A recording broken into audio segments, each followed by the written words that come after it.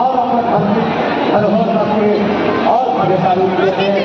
ये कार्य के प्रति हमरा आगे आपके आदि भाई पर